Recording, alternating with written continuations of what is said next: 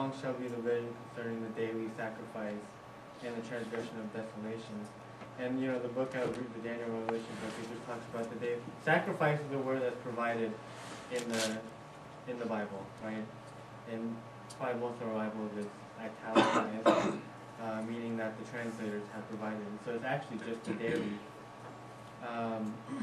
And when we go back and look at what the word daily means in the Bible, oftentimes I think it's translated in the Hebrew as continual, meaning continuing.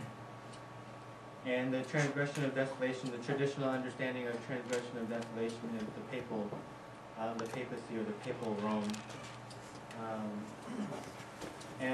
So what we know about this verse is when we combine it with Daniel 8:14,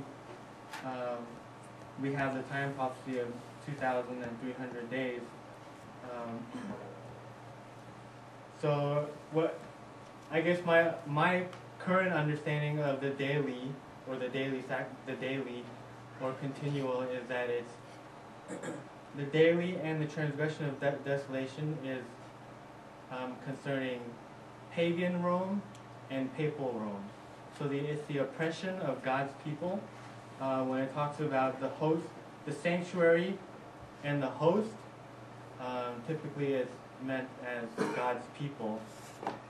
So this verse, the way I understand it, is talking about the oppression of God's people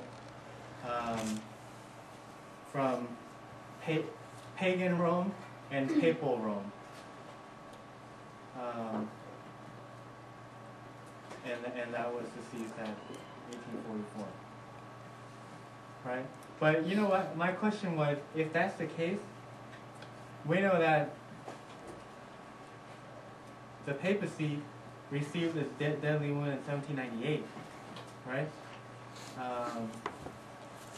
So why wouldn't it end there and not?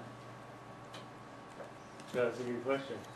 So let's look at that, right? So we said quite a few things. Fred said quite a few things. I realize that I'm kind of putting everybody on the spot a little bit because we're Adventists and we're supposed to know these things. And the submission is, well, if we don't know these things, what does that mean about my identity and who I am and who I claim to be and all of that? I want it to be constructive, right? So we're looking at these things and saying, if we're Adventists at the end of time, we should know these things. And if we don't know these things, we should be studying these things very diligently at this time. If we claim to be what we claim to be anyways. So the daily continual, right? That's kind of the literal translation of it would be continual. That's what it's meant by daily. Every day without end, right? Continually. And the word sacrifice is in the King James Version. If you notice in the King James Version, it's a supplied word. It's italicized. And that word, this might be a little bit controversial to some of you, but that word sacrifice should not be in the text. Right? Does that sound a little bit strange? You know what? Let's go straight to let's read something on that. All right. Sister White says, you guys read this.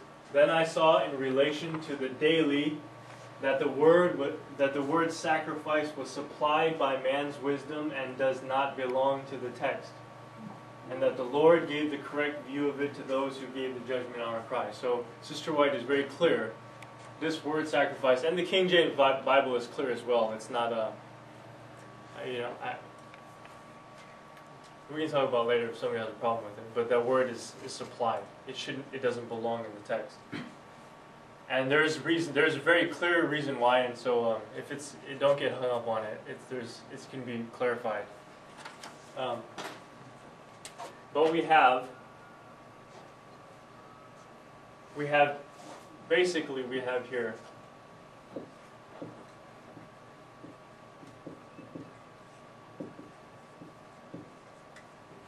two desolating powers that are described.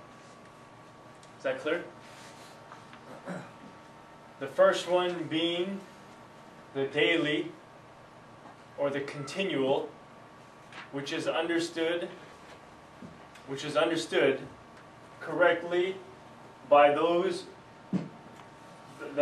who gave the judgment hour cry. In other words, the pioneers of the Advent movement, including William Miller, James White, Uriah Smith, Joshua Himes, Josiah Litch. They all had the correct view of the daily, which is the daily. You know, I'm running out of room here, but I'm gonna.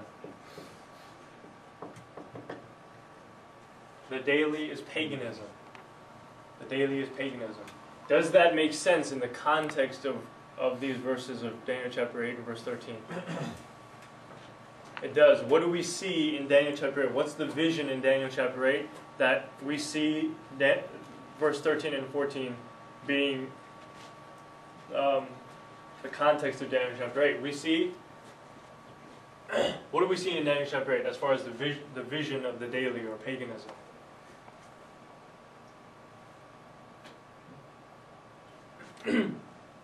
I'll write it. I'll put it here. We find desolate the powers that desolate or that make up the daily in Daniel chapter 8. We can say they're Medo-Persia, right? Beginning with Medo-Persia, going on to Greece.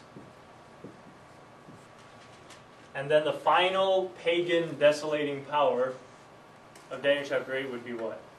Right? Pagan Rome, right? So we find these make up the daily that we find in Daniel chapter 8. But we know that it doesn't necessarily begin with Medo-Persia, but this is a kind of a snapshot of the daily in the context of Daniel chapter 8. Is that fair to say? Okay. All right. So we find paganism as being the daily or the first desolating power. The second desolating power, or the transgression of desolation, or sometimes termed the abomination of desolation.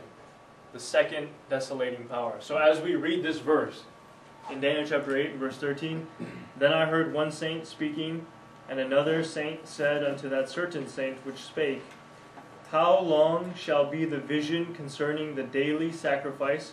Or let's say, how long shall be the vision concerning the daily and the transgression of desolation? So we find, how long shall be the vision concerning the daily desolation and the transgression of desolation? So two desolating powers. Okay? Two desolating powers. Coupled with these two desolating powers, I'm going to erase this just because I want to. But we understand these to be the daily. Okay, this is paganism, or the daily, or the continual. Coupled with the two desolating powers, we find two aspects that are being trodden underfoot, or that are being oppressed. Okay? Now, how did they come up with daily being there? Let's go to 2 Thessalonians.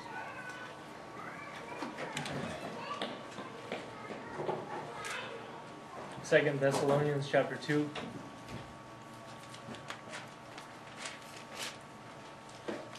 And keep your finger on Daniel chapter 8. But 2 Thessalonians chapter 2.